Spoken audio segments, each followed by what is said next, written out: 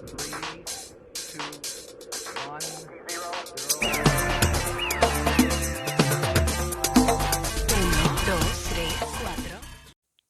Hey guys, and welcome back to the channel. So, I actually have a treat for you guys. I know I've been gone for a while, and I will explain that in like a life update video. But anyways, I have something here, and this is actually totally new for me. So wish me luck.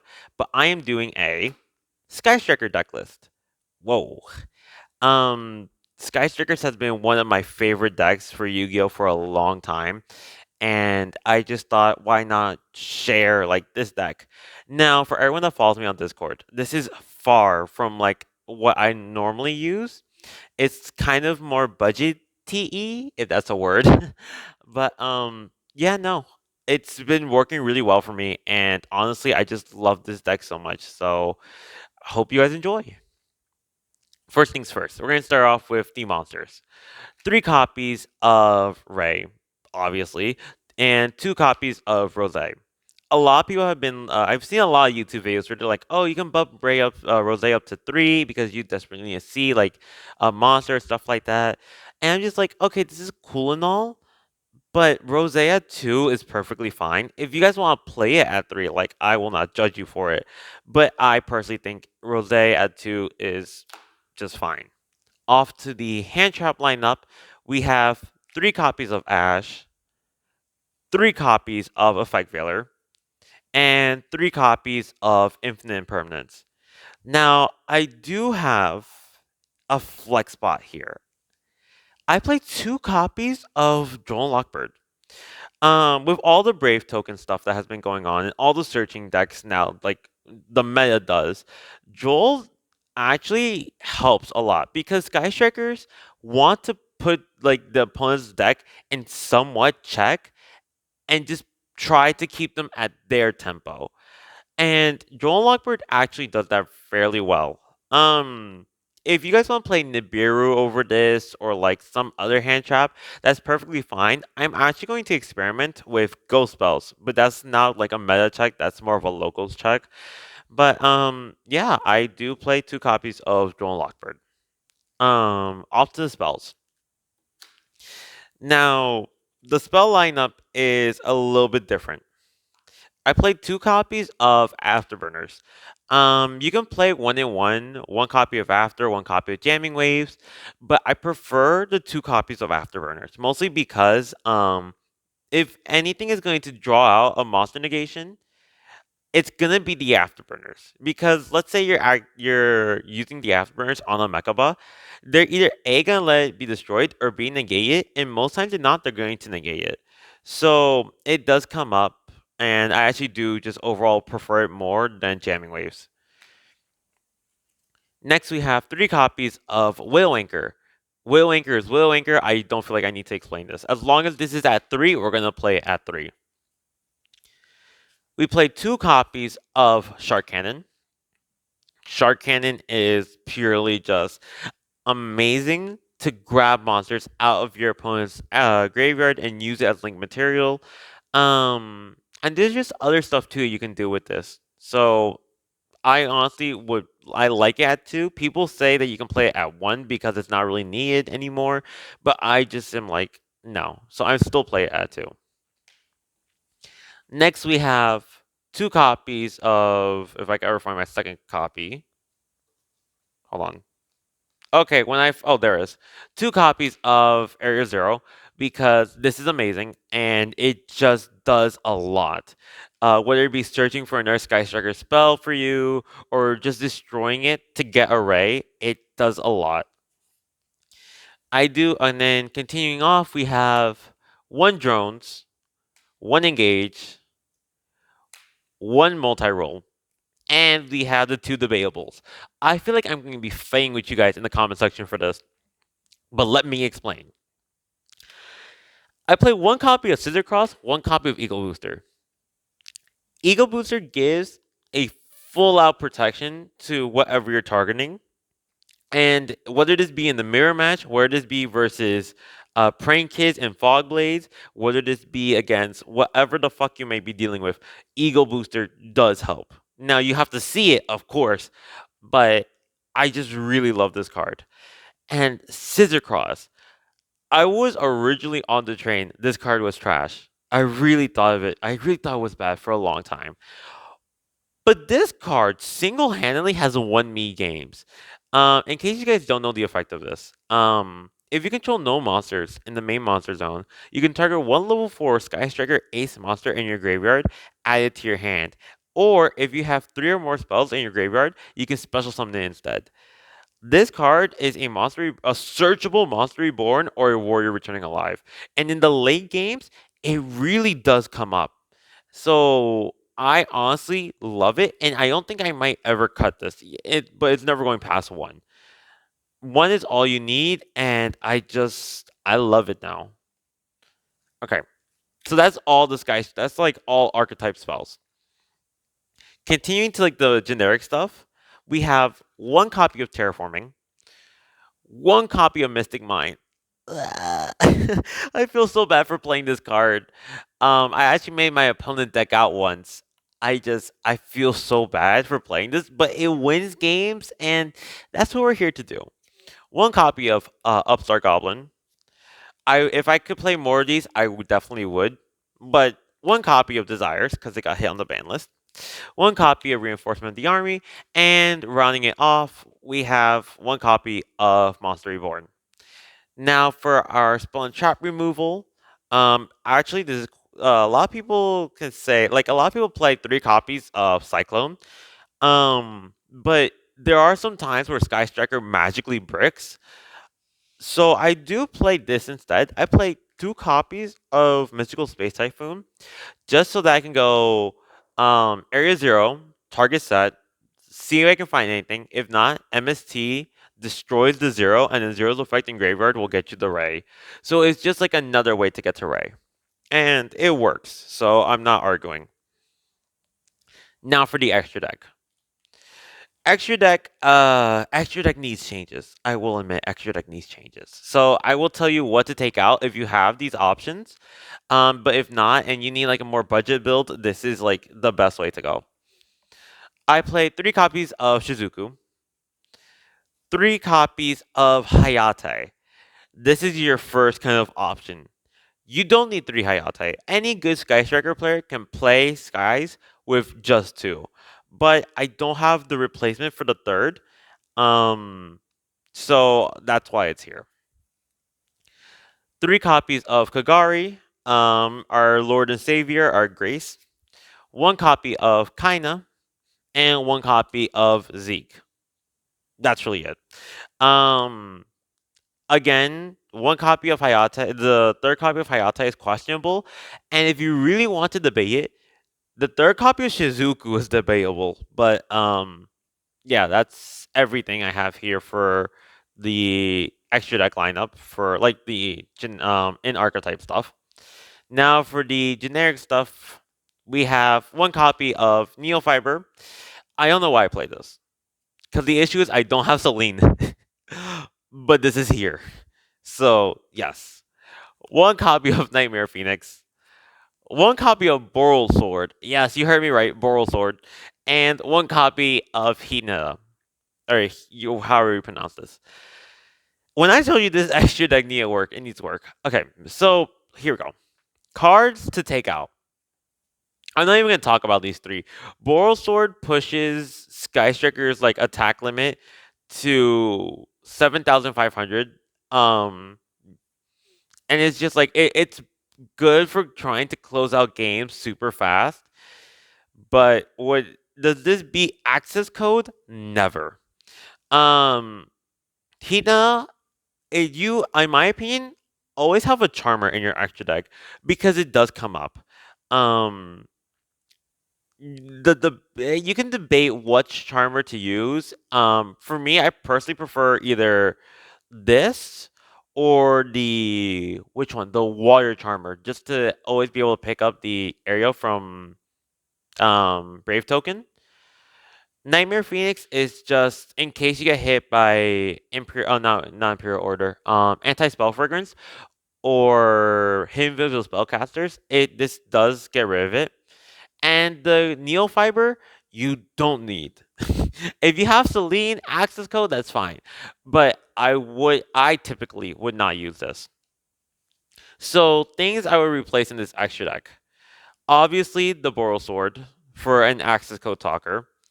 The second Hayate, the third Hayate, I mean, for a Link 3. The Link 3s that I typically use would be Nightmare Phoenix, and not Nightmare Phoenix, Nightmare Unicorn. There you go. Ningirsu, the World Legacy, the World Chalice, I think. I don't know, it's Legacy or Chalice, one of the two. It's just the Link 3 that, like, it's non-target removal. The Neo Fiber, I would get rid of for just something else. It could that's just up to you, honestly. But I just like I would change it out for something else. And that's really it. So it's just these four cards. No, these three that I would change. So that's the entire deck list. Now off to the side deck. This is where like I go super budget, super budget. Two copies of Fool's Burial Goods and the one copy of Metaphors Fusion. A lot of people are like, "Oh, put this in main deck." I would put this in main deck, right? Here's my issue.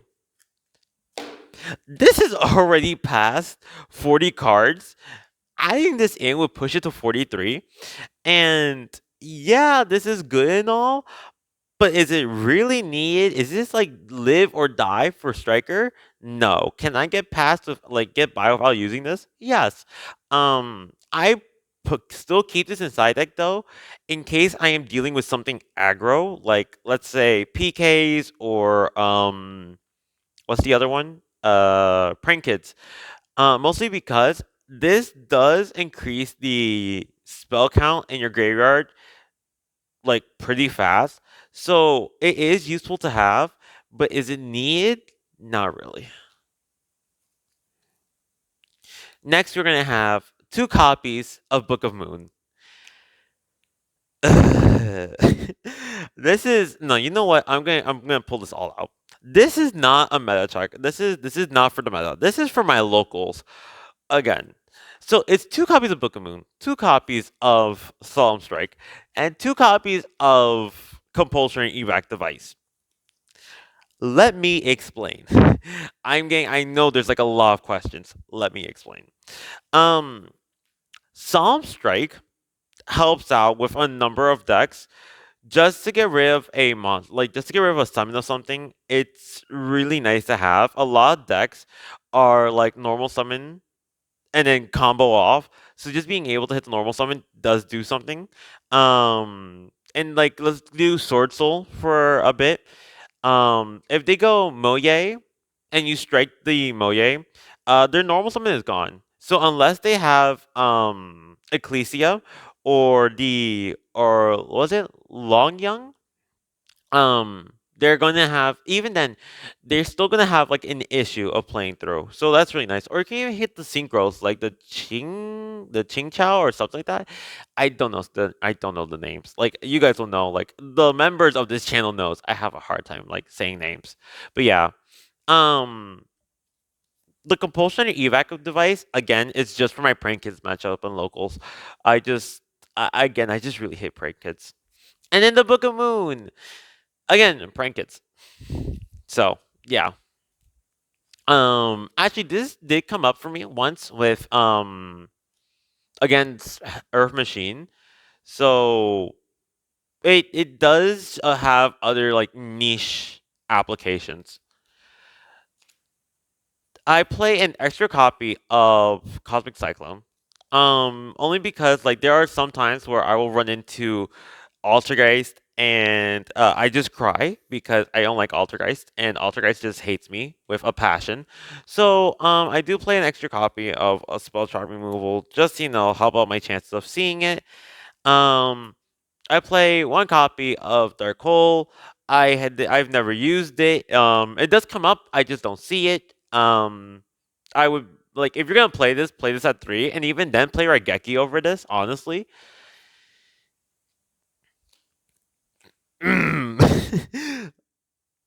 this is here to be here. That's it. This is here to just to take a spot in the side deck. And then another mine. Have I needed to use two before? Yes. Um, playing like having the two Mystic Mine does something, but like it's just there. And then I'm just gonna show this. Yes, this is here. And we're not gonna talk about it. Thank you. Now, okay, because I'm gonna get bothered in Discord for not showing at least a simple combo for you guys. So I'm gonna take you down a quick theory of like Sky Striker. So give me a second to like shuffle this. Okay, and we're back. So let's do a quick test hand. Okay, so we have our 5 cards. And here we go. Typically, you want to go second with Sky Striker. So, it just helps. All right, so this is the opening hand. We have 1 copy of Impermanence, 1 Ray, a Mystic Mine. Oops, let me center this. A Scissor Cross and a Shark Cannon. And then on the start of the turn would be an Ash Blossom. This is not bad. This is meh. Okay, so Impermanence is most likely going to be used when your opponent tries to do anything. So this will just go to the grave. We have Shark Cannon. Shark Cannon can hit out something that is in the graveyard that we might have an issue with. Yeah, Shark Cannon Shark Cannon can actually do something here. Scissor Cross is recovery for the next turn. So it's meh, but it does something. But the two things that are really helping you right now will be the Mine and the Ray. So you would probably go, if there's a lot of monster negations up, you would go Mystic Mine. Whether the Mine activates or not, that's fine. Because mostly, if you're going second, your opponent will have a full board some way, shape, or form. So you can activate the Mine, go into Ray. Ray will automatically link summon into Hayate here. Hayate swing. If the effect goes off to drop a Sky Striker card, my personal opinion would be drop a Widow Anchor here. Just something to pick up. It will help out, trust me. If it gets negated though, you can bring back the Ray here and just go into main phase 2. You don't want to tag it out because you don't have a viable monster to go into. What I mean by that is, let's say you're in the battle phase, right? And all your opponent's monsters are over 1500. If you tag out, not only will you probably get hit by another negation on the effective Ray, but the only other cards that you can summon would be Kaina. Kaina is strictly for defense. Like, you never want to activate this before you really need to. You don't want to go Kagari because the only spell in your graveyard right now would be the Shark Cannon. And because Shizuku will probably be the only one you can do, but even then, I would say just wait till main phase 2. Yes, and that's if like the Mine is like not on field. Um, Other than that, so that's like just a test hand opening. Now let's do an actual kind of thing here. So for this, you're going to need Ray or a way to get to Ray or just a Rose even. And let's say you have a Widow Anchor or something. And let's say your graveyard is like already filled with like spells. Okay, over here. So what you would do is normal summon Ray. Ray is going to swing. If something triggers, you tag out Ray. If let's say they try to negate this, you then go with the Will Anchor, steal whatever steal the thing that's trying to activate. Ray. Then from here you would go into either if you want to push damage, Kagari. If you don't, go and you just need draw power, Hayate. Hayate will attack and drop the engage. Kagari will pick up the Will Anchor, just to continue going. Like, honestly, I don't know how to like explain to you what to do with Sky Strikers, but this is my best like example here. Um, these 3 cards are kind of just like, okay, I need this. This is your route of getting it. Ray will normal summon, go into Hayate. Hayate will drop something, and then Kagari will be the one to pick it up. Oh, speaking of which, that's a good thing. That brings me back into something here. For the deck, if you don't want to play the Eagle Booster or the Scissor Cross, I highly recommend more than anything to play a Hercules base. Yeah, I know. What? Why a Hercules base? Hercules base helps out push damage. In case you don't know what Hercules base does, I'll just explain to you. If you have just on activation, it's an equip spell. Equip it to a monster you control. That monster cannot attack directly, but it can attack twice. And then if you have three or more spells engraved, and you destroy like a monster by battle, you can draw a card. So basically, it's a draw two. And then if it's destroyed, you can put three Sky Striker cards from your graveyard back into deck. So it's recursion, and on top of that too is draw power. I really like it. But anyways, yeah, that's all I have for you guys today. Stay tuned because really soon I'm going to be releasing another deck profile. Whoa, two? Yes. The only issue is that this won't be for Yu-Gi-Oh. Um, I've been experimenting with another game actually. And I quite honestly love it, and I might even leave Yu-Gi-Oh for it. Shockingly enough. And that is Digimon. But I'll explain more of that later. Anyways, thanks everyone for just showing up today. And yeah, that is my Sky Striker deck list. Let me know what you guys think in the comment section. If you have any other budget options that I should play for this deck, let me know. And yeah, thanks. Bye.